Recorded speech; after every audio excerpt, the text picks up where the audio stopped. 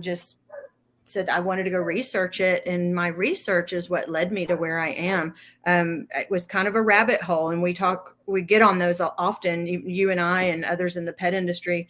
My eyes were very, very, very open wide, and I wanted to know more and understand more. And that, like you, I just started reading everything, studying everything, taking classes, and trying to improve my pet's health. You there? It's in their daily life that might help improve these problems without having to rely on pharmaceuticals or on the pet foods that were being suggested that we use. So, right. And here I am. I mean, 6 years later, we just finished, celebrated our 3rd anniversary of our brick and mortar store. Prior to that, while I was doing all that learning, I had a pop-up shop. For 3 years, I would do pop-ups all over Central Texas and was learning everything that I could. And that learning just continues, as you know, every day in this industry. We keep learning, and as science changes, we keep learning. I wanted to see if I could try to join you guys on my phone as opposed to my laptop, since we're having problems with my camera. Yeah, you may have to bump out and then grab that link that I sent you through your phone and try it that way, if it will let you. Let me see. I see me. I see me. Like Can you see me yet? Oh, I can't see you. Let's see. There. Okay, we're going to add you there, and I'm going to remove this one. Okay. Yay, we have a visual. Yay. You're not going to like this euphemism, but there's more than one way to skin a cat. No, it's so true. Thank you so much. Okay, for those of you who are joining us now, thank you. We've had a little technical issue tonight, so we are rolling, and I'm excited to bring Janet on because we both have a passion for nutrition. Good nutrition is foundational to your pet's health, whether you're a cat, dog, whatever it is, or human. And it is very, very true that you cannot out-supplement a bad diet. So we're going to talk about nutrition tonight, and specifically how to read those labels on your pet food, because I don't know about you, but when I was diving into what was in my cat's food, I was appalled. I wanted to throw up. A hairball. And I was just like, whoa, what took me so long to wake up? What took me so long to turn the bag around and not look at the beautiful pictures on the front and think that that's what was in my food, my pet's food? So let's start with that, because I know you admit this a lot of times. Like, you'll go to the grocery store and you'll turn the bags around. Yes. So people will not see the front beautiful bag, but they'll be looking at the label on the back, and we'll know Janet was at that store. But yeah, that's important because pet food companies use really tricky marketing, words, pictures. They want to make their bags of food and their packaging very attractive, not to the pet, but to the pet owner. So they put these beautiful words and colorful language about, how healthy, how natural, phrases like that really don't have any meaning or truth behind them. So it can be very deceptive. And we look at that as a consumer and we think, oh, it says all natural. Yeah. Well, let me just tell you, toxic ingredients are all natural too.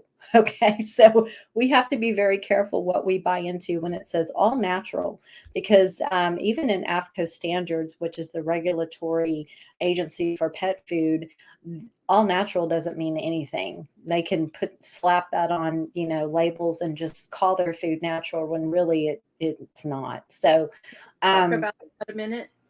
Yeah, let's talk about the marketing and the labels. Yeah. So I think one of the very first aha moments that I experienced, and probably you too, was when I learned that AAFCO which is on every bag of food, has to go through meet AAFCO minimum standards. Yes. So let's keep that in mind. It meets AAFCO minimum standards. And can they go above and beyond that? Yes. Do pet food brands go above and beyond that? Yes, many do, but more so than not, they don't. So correct. I was shocked when I found out that AAFCO falls under the FDA, and that those in charge of, I guess, setting the standards are associated with the pet feed industry. And so, I mean, people need to let that sit for a minute and think of pet food versus pet feed. And, when we are, we're a huge population, and the FDA, USDA, FDA, they're all in charge of our food supply. And so when they're setting these standards, and you think, okay, we've got all the industries, if there's meat in that we eat, or produce we eat, they have a governing body. And we have a lot of mouths to feed in the human and pet world. So we have to grow a lot of the sourcing. So when I learned that it was the feed industry, that didn't sit well with me. And then when I saw a lot of the ingredients on the pet foods, like corn, for example, that was an aha moment for me, when I was like, well, what do we feed cattle and pigs and, things to fatten them up? It's cheap fillers like corn. And not only that, they're genetically modified because we need to grow so much of it. So they're genetically engineered. And that's what, we are what we eat. Pets are what they eat. And so when we have a product that is filled with things like, I'm just going to pick on corn right now. And I don't know if we want to dive into what, corn being a carbohydrate and what it turns into, or, but just, it doesn't get digested. It goes through the system for the most part. Right.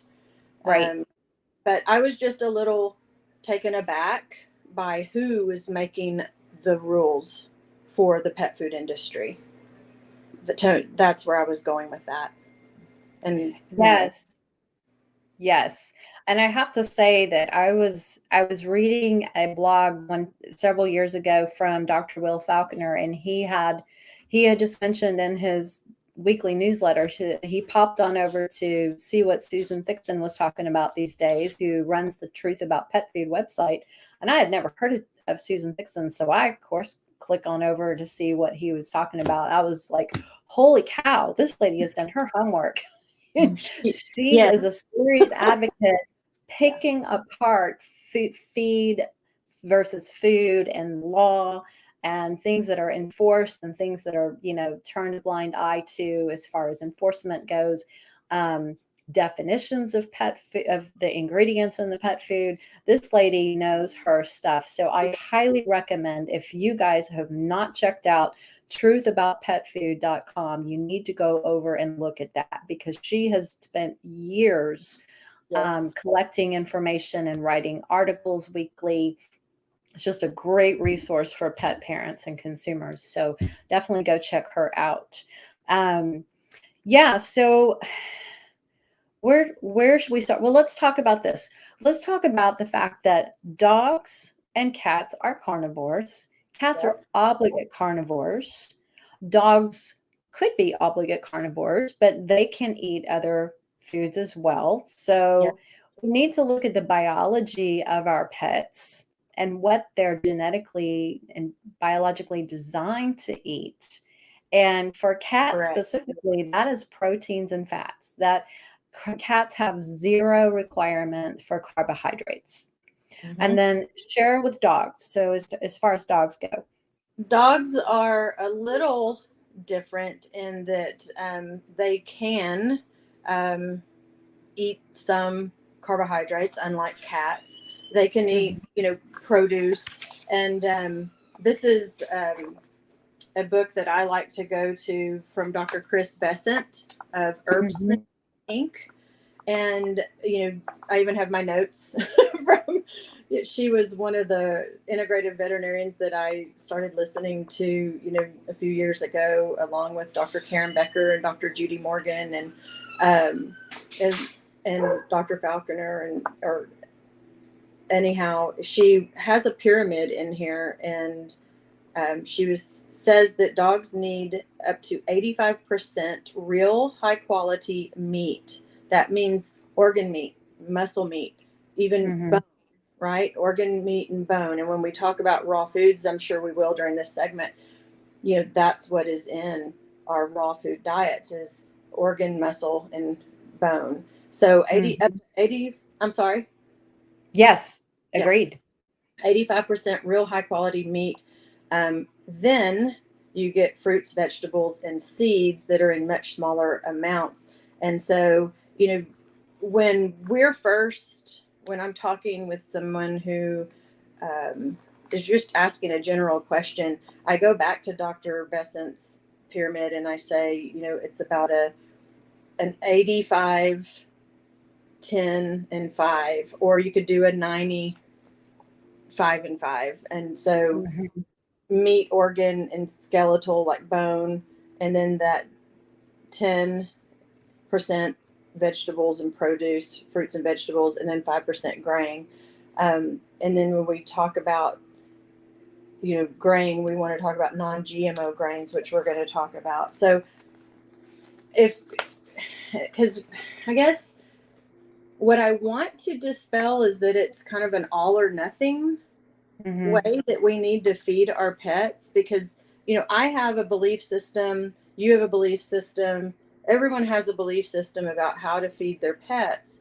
And bottom line, when you invited me onto the show, I was most excited about being able to talk to your listeners and the pet parents out there about, it doesn't have to be all or nothing if you're not there, right? We want to meet you where you are and just give you some guidelines and things to start thinking about, things to look at, and to consider when feeding your pets. I mean, I was a straight up dry food, or as we call it, kibble feeder for many years.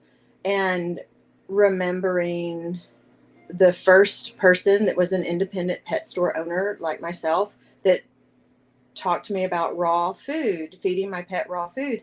And I thought she had horns and 3 eyes. I thought, what is she talking about? I'm going to kill my dogs because of salmonella and listeria and E. coli. And, we cook our meat, right? So I have come a long way since then.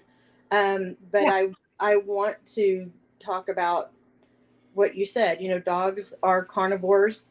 They're omnivores as well. They can eat both, so, they've got the digestive enzymes to break down, fats, carbohydrates, the plant matter. Correct. Unlike cats, which really just need meat.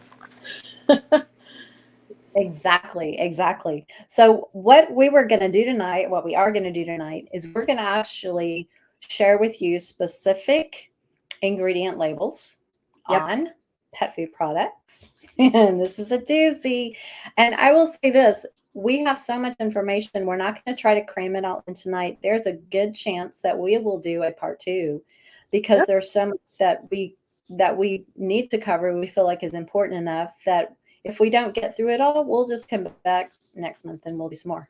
And maybe a real camera. Exactly. So do you want to go first? Because, what we're going to do is we're going to give you the actual name of the product. And I want you to do this. I want you to go to your computer, if you're on it, or your phone while you're listening. I want you to type in these names of these products, and I want you to find the labels so you can follow along with us, so you can know we're not making this up. This is like really real labels, and I'm actually going to share my screen on a few that I have too. So, that being said, do you want to kick it off? Sure. So, when we started the show, at the top of the show, I was talking about one of my dogs. It's Hank. who had problems, and my very capable, I want to say this first. Doctors, veterinarians are brilliant at what they do. They go to school a very long time to learn how to fix our pets. One of the deficits is nutrition. And one thing that, having been married to a veterinarian once upon a very long time, and I was married to him throughout vet school, the one nutrition course that he got, and I believe to this day, it's still the same, because I think I don't remember the doctor's name, the veterinarian's name, who we were at Super Zoo this year, you and I, and we were sitting there in the panel when they were talking about ingredients, and he was saying even this year in 2022 that they get one nutrition course, and it is sponsored by Big Pet Food. It's sponsored by Purina and Hills, and that was the way it was back in the day when my ex was going through school. So again, brilliant, but nutrition, we all have our forte. I would not repair my dog's, cruciate ligament. So I think I would like to see more vet nutritionists in the world one day. So Hank was prescribed a food by Hills Science Diet for metabolic syndrome. And so that's the one that I have pulled up here. And, our friend Jessica Fisher of the Pet Parenting Reset, she recently went on Instagram and Reels and TikTok, I think this week, talking about the prescription pet food. And I really appreciated what she said about, first of all, there is really no such thing as prescription pet food. That's one of the marketing myths that the three of us, talked about in one of our upcoming podcast episodes. But she mentioned that. And then she also mentioned that these were diets that if you read the bag, it says these are meant for short-term use. And then the dog should go back to their, normal. Yes, exactly. Their normal diet. So, that's one thing I would like to encourage pet parents to do, is to please sit down, and if you buy it or before you buy it, you buy into it, do your research. And I hear that from so many people just through the last 6 years, do your research. And so that day when the metabolic diet was suggested, I went home and told my husband, and I got online, and I'm going to read you the ingredient label right now. And you tell me when you say pass or yes when I read the ingredients. And I think the first one you and I probably will disagree on. So the first ingredient is, it is a meat. It is lamb meal. And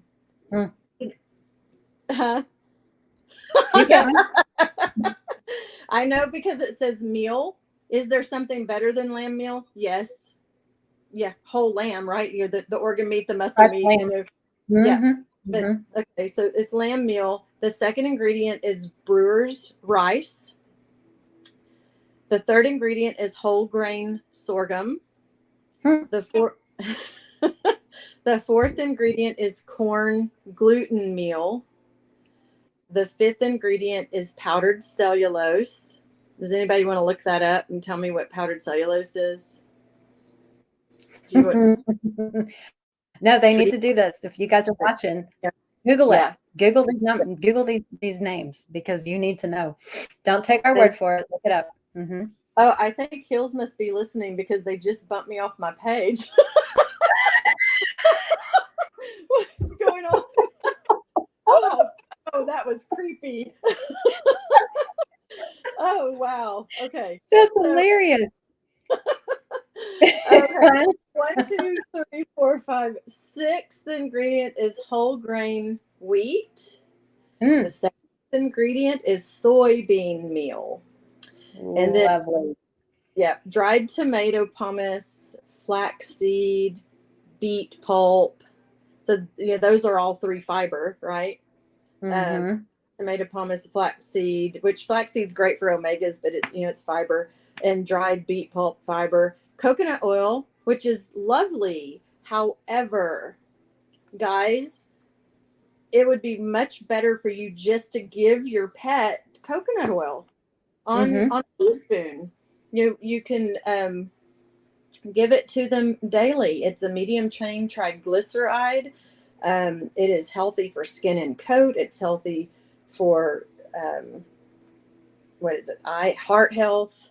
Lots of good reasons to use it. Mm-hmm. Say again? Lots of good reasons to use it. There are, and I've used it topically as well as orally.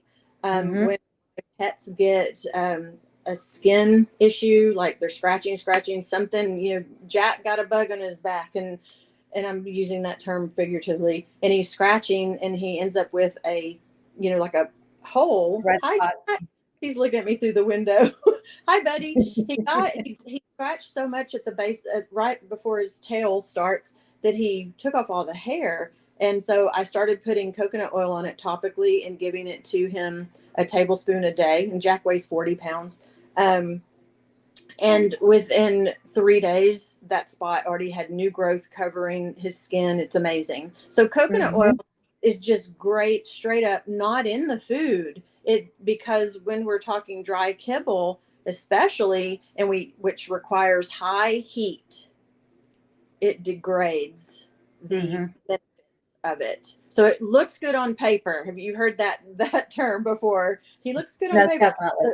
It looks good on paper, but in actuality, you're better off giving it to your pets orally. So make sure it's USDA organic. Okay. Yeah. The next one is chicken liver, which I would be so happy if it was chicken liver. It's chicken liver flavor. Yeah. We need chicken liver. We need the organ meat. That's where all the nutrients are. And if you notice, I haven't reached the fat yet. I'm still reading ingredients. So, and then lactic acid. Oh, and there it is, chicken fat. So, chicken fat, typically when you're reading a kibble label, a dry food label, you'll read the ingredients. And I brought one of my favorite kibble brands from. I brought a few different ones. So when you read the label, when you get to the fat, everything in front of the fat is used as a natural preservative is 80 to 85% of the bag. And so this one, so do I need to repeat that a little bit quicker so I can do a comparison real quick? Yeah. Maybe. Yeah. Okay. Yeah. So we have compare them. So you'll hear in the commercials, with real meat as the first ingredient. That's laughable. So it's lamb meal, rice, whole grain sorghum, corn gluten meal, powdered cellulose, which if anybody looked that up is basically Jay put it in here. Sawdust. Sawdust. Somebody wrote, it's sawdust. I mean, I have a funny story about sawdust in elementary school. When somebody would throw up on the floor, they would throw sawdust on the floor to soak it up. Yep. Let that one sink in. It's just crazy. So, and then we have wheat and then soybean, one of the top 3 genetically modified ingredients in the world. Humans and pets have no use for soybean. No, plus it's an endocrine disruptor. Soy is an endocrine disruptor. Yes. And it's GMO, and it's highly sprayed with glyphosate. The top crop, the most highly sprayed with glyphosate in the United States is soy. And explain to people what glyphosate is if they don't know. Glyphosate is a highly toxic herbicide that chemical companies like Monsanto, Bayer, Roundup, it's basically Roundup that they can spray on herbs or, grasses, weeds, plants, or whatever to kill the weeds. But they genetically modify the plants that they're spraying to be able to endure the glyphosate, that they're spraying on them so that they can still survive. So you can imagine how toxic that plant life, that plant material is, and it doesn't go away with the processing of the grains and the crops. You know, it's on that stuff. They don't clean it off. You can't remove it. You know. Yeah. So, and it's linked to lymphoma. It's linked to tumors, cancer. It's the worst thing, and it's in our food supply. It's in our food supply. It's in our pet supply. It's everywhere. It's hard to avoid. It is hard to avoid. That's why, sidebar, that's why we're you do the same. We talk to our customers about detoxing the liver and the kidneys with things like milk thistle, dandelion root, and you know, we've got wonderful products available to us humans and pets to help the body, you know, try to get rid of all the heavy metals and things like the Roundup or glyphosate, all these things, heavy metals, minerals, chemicals. Yeah. So, okay, that's soybean oil. Then our dried tomato, pomace, and flaxseed, dried beet pulp, coconut oil, chicken liver flavor, chicken fat. Okay, I feel that was a long list. And can I make one little note on this, on the sugar beet, on the beet pulp?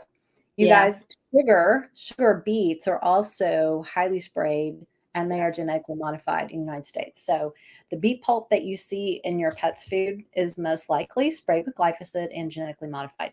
There you go. Continue. And, you know, the struggle with that is that, like you said, it's in the food supply. It just is. It's not going to go away. So we have to find a way to remove it. Help the body. Yes, remove it, filter it. Yeah. So here the first ingredient is chicken, not chicken meal. We have chicken broth. We then have chicken meal, then oatmeal. We have barley, sweet potato, brown rice, egg, menhaden or whitefish, whole oats, and then the chicken fat. So what this from is known as their basic recipe is for having chicken, but they also have salmon, lamb, trout, beef, oh my gosh, pork, all other recipes. But when I decided to start to improve our dog's diet, I switched to From. They transitioned to it beautifully, and off of the Purina, and before that they were on Blue Buffalo. And so they were raised on Blue Buffalo, then Purina Pro Plan, and then I switched them to From, and they did beautifully on it. And you know, also in here is cheese, flaxseed, chicken liver, carrots, apples, broccoli, celery, and then of course, it being a kibble, the high heat process, they have to add a vitamin pack because, you know, the nutrients are degraded because of the heat. And I mean, that's just unavoidable. And I don't know the current statistics on how many of us are dry food or kibble feeders, but it's high. And so other sidebar is that there are ways that we can add nutrients to the bowl other than what we were just talking about as far as supplements. That's a whole other discussion.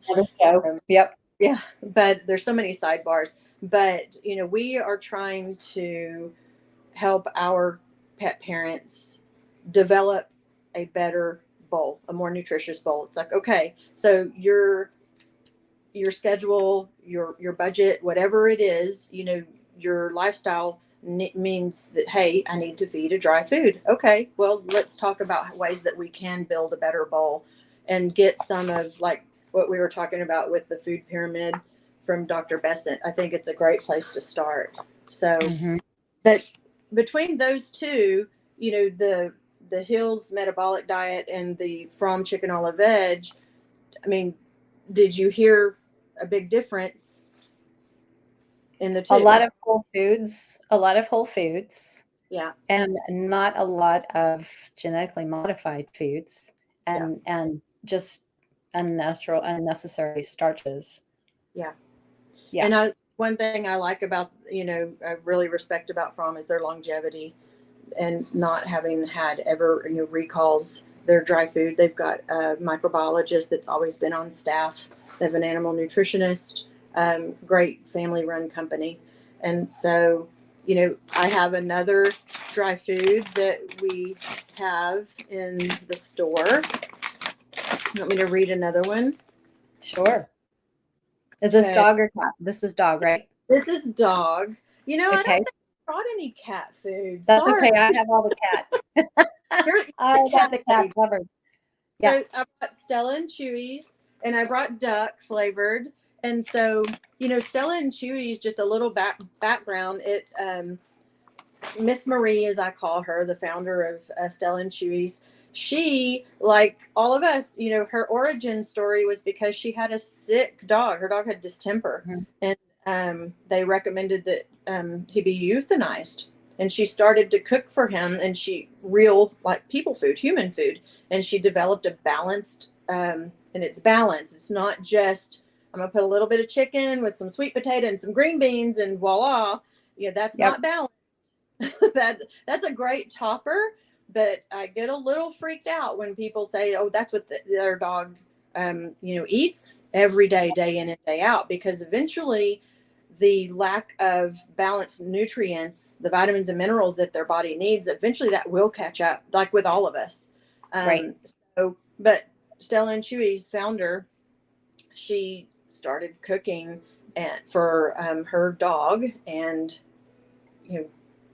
cured him with food, real food. Yes. And so her friends and her neighbors and her family all started to ask her, hey, what are you doing? Can you cook? Can I buy that from you? And that's how her whole company was started. And so going back to the statistics and how many of us, were, kibble feeders, they developed a raw coated kibble. And that's like, if you're familiar with Stella and Chewy's, it's the, pretty red bag. I mean, I don't think anybody else in the pet food industry has a red bag. They did a great job with that branding. And so she took the concept of dry food or kibble, but instead of the high heat extrusion method, they bake it. So they bake it at a lower temperature, so low and slow, like a Texas brisket. And so, for that purpose was to retain as much of the whole original nutrients as possible. Yeah. To cut down on putting in, more synthetic vitamins, but it is still at the end of the day, it's a dry food, and it's going to have a vitamin pack needed to make it balanced. But this is duck. This is a grain-free, by the way. And we had a question about grain-free that came in this week. Duck, turkey meal, peas, lentils, and turkey fat. So earlier, remember I said turkey fat? Everything that I read before the fat, that's 80 to 85% of what you're paying for. And so going back to the metabolic diet from Hills, I read lamb meal, then rice, whole grain corn, sorghum, corn, gluten meal, powdered cellulose, wheat, soybean, dried tomato, pomace, flaxseed, beet pulp, coconut, chicken liver, flavor, lactic acid, then chicken fat. That is what you're paying, and that's not cheap food. No. 80 to 85% of that bag is everything in front of the fat. So this is a much shorter ingredient panel. Yeah. And then that one is a grain-free. Then the duck version of their essentials is grain in. It's duck, it's turkey meal, it's barley, it's oatmeal, and chicken fat. Yep. Excuse me. So it's awesome. Yeah. So hopefully you guys are starting to see the difference just in the list itself of what they're putting into the foods. I want to switch over to a cat product real quick because I can't believe it's 20 till the hour already. I am going to share my screen. You guys bear with me a second. And I'm going to pull up share screen. I'm going to pull up this over here. Okay, can you see this screen, Janet? I can't because I'm on my cell phone, unfortunately. Okay, I'm thinking you guys probably can, but if you want to follow along, if you go to royalcanin.com and you look at hydrolyzed protein adult HP dry cat food, we're going to dive into this, and I'm going to grab my readers just because I don't want to mess up. Okay, so this is the cat food, and this is a prescription diet. Okay, which one is Tina? It's a hydrolyzed protein adult HP dry cat food. So if you want to follow along, the first ingredient is brewer's rice, which is a cheap rice. It's kind of like the aftermarket, it's low quality, not what humans would eat. The next one is hydrolyzed soy protein. Again, soy is inappropriate for cats. It's an endocrine disruptor. Hydrolyzed mean it's been, broken down to such a degree that they're hoping that the body won't recognize the actual protein that it is, so the body won't have a reaction to it. They use these diets for highly allergenic pets. But hydrolyzed, moving on, soy protein, and then chicken fat. So the top, what's missing right there? There's no meat. There's no meat. There's no meat. The next one is powdered cellulose. Gross. Natural flavors. We don't know what kind of natural flavor. It's not defined, so that could be anything. It's a food additive. Dried beet pulp. Dried beet pulp, which again, genetically modified sugar beets. And then you go down through some calcium sulfate fish oil. And then it comes down through some minerals, things like that. Then you get to salt, fructooligosaccharides, which is basically like the prebiotic that feeds the probiotics in the gut. And then I'm going down a little bit further through more vitamins, minerals, amino acids. And it just makes me want to throw up because there's no meat. There's no meat. This is a cat food. This is basically a vegetarian food for cats. And I do not know, even though they have added in things like taurine, and I think I also saw carnitine, maybe not in this one. So they add, obviously they have to add some taurine into this, but this is not anything any cat at any time should eat. There's nothing nutritional about this. And go ahead. Go back to like what we were talking about and what Jessica had talked about is that it's a prescription, quote unquote, diet, which is a marketing term. Yeah. Hills basically trademarked the name prescription diet so that they could use it on their foods. I wish I had an article that I read on that a few years ago. And that was an aha moment for me. Yeah. So it doesn't mean anything. It just doesn't mean anything.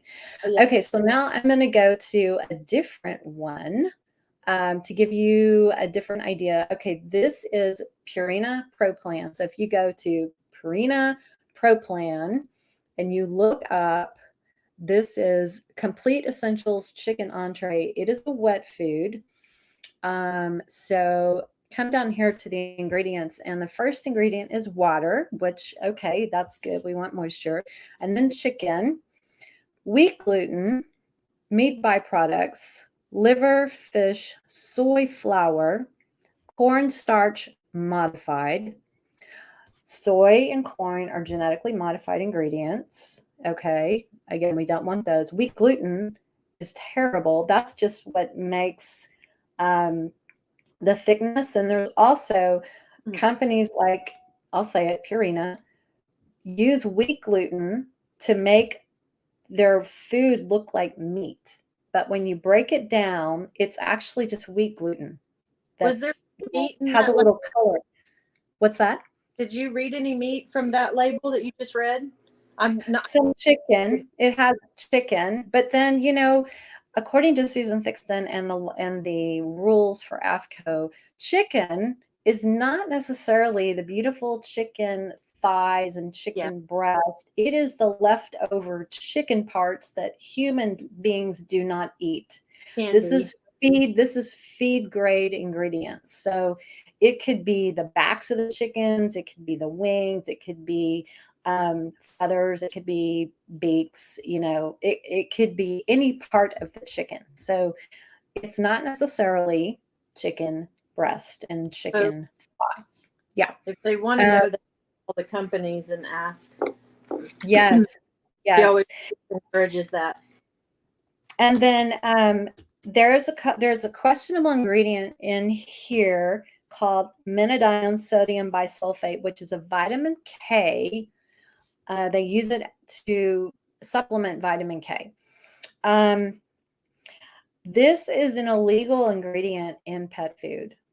According to the FDA, menadione sodium bisulfate vitamin K supplement is only approved for use in poultry feed, not in pet food. It's illegal. So some companies are still putting this vitamin K supplement in their pet food, even though it's an illegal ingredient, but the FDA is turning a blind eye and they're not enforcing this. So I just thought that was a very interesting little side note that pet people need to know about. So is that article a recent article that you just mentioned? Is that the one you sent? Actually, it's, if you go to Truth About Pet Food, you will see, if you go look up menadione sodium bisulfite, she has a couple different articles about this particular ingredient, and anybody can go find it. It's easy to find. And then I'm going to go through just one more. Their sources of vitamin K would be like spinach or kelp. That's you know, I would need to do a little digging. I can't remember, to be honest with you, but I know there's healthier options. There's definitely alfalfa is one of them. They use alfalfa according to the notes I wrote here. That can be a source of vitamin K also. Okay, the next one that I pulled up here is Blue Buffalo Wilderness Indoor Chicken recipe. It's grain-free dry cat food. So pull up Blue Buffalo Wilderness Chicken, okay? And this is kind of how it's going. Deboned chicken, chicken meal, pea protein, peas. Let me stop there. Pea protein and peas are legumes that are lectins and cause a lot of GI issues. They're sticky proteins, so they can bind to the intestinal lining and block nutrient absorption in the intestines. They are also one of the most highly sprayed crops with glyphosate. So if you see anything in your pet food that has, you know, garbanzo beans, lentils, peas, pea protein, pea fiber, anything that is even soybean is considered a legume. That is something that's, especially for cats, it's a no-no. They choose the legumes as a grain-free option instead of all the other traditional grains. But there's so many issues with legumes, and I deal with it every day as a holistic health practitioner with clients that are on, you know, grain-free dry cat food, and it's destroying their gut. It's really, really awful. And then I pull up residues of glyphosate energetically, so I know they're getting it in their system. The other thing it has in here that I thought, again, it's powdered cellulose. It has a natural flavor, not a defined flavor, which is just, it could be any kind of food additive. Pea fiber is also in here. I wanted to see if there was anything else that kind of pulled up. They do try to pull in some, you know, things like turmeric, which is great. And they try to throw in some carrots and some sweet potatoes, but these are further down the list. They do put some potatoes in here as well, which are really high in sugar. And barley grass they use, again, things like this, they use kind of just to stick everything together. And we can talk about that next time. We need to do like a guarantee, how to break down the guaranteed analysis on our next show, because, oh my God, if you're not quite sure, if you're not quite convinced yet, wait till we do teach you how to do the guaranteed analysis, because it's crazy.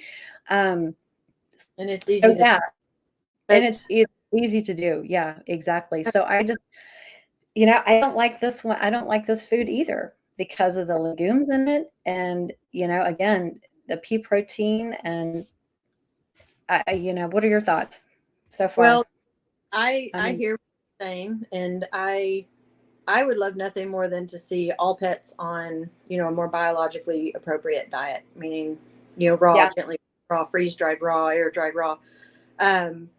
And I certainly, cats are one of those very special species that need meat. And that doesn't mean open a can of tuna and give that to your pet and that's complete and balanced.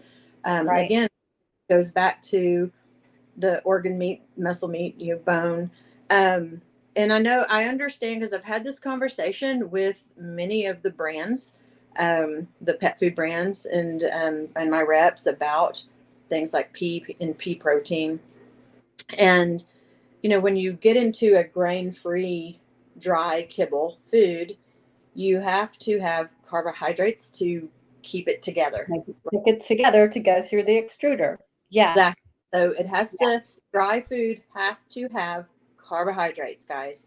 And peas are one of those things that can do that.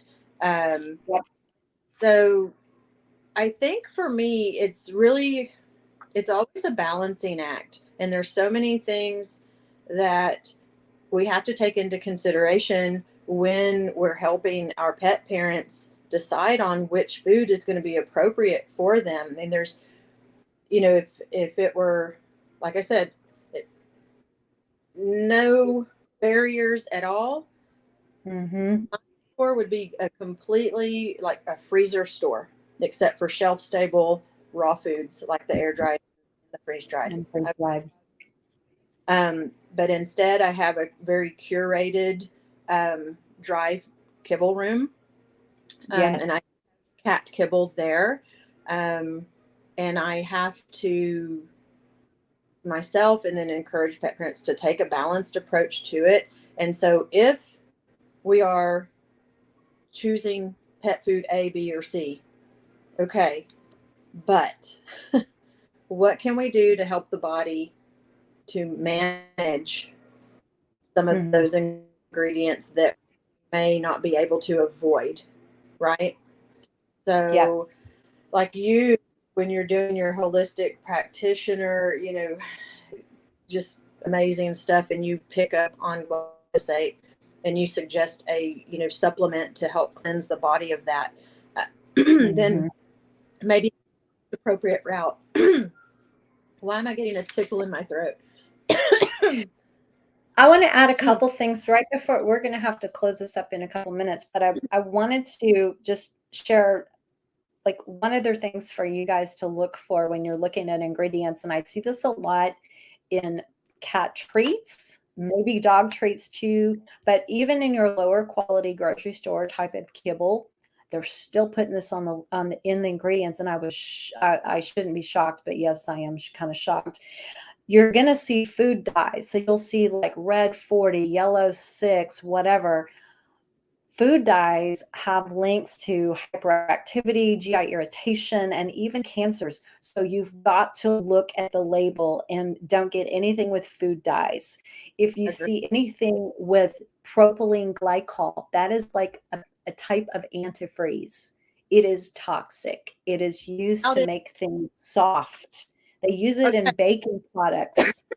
So if it's a propylene glycol or propyl gallate as a preservative, you've got to just put it back. Do not eat that stuff.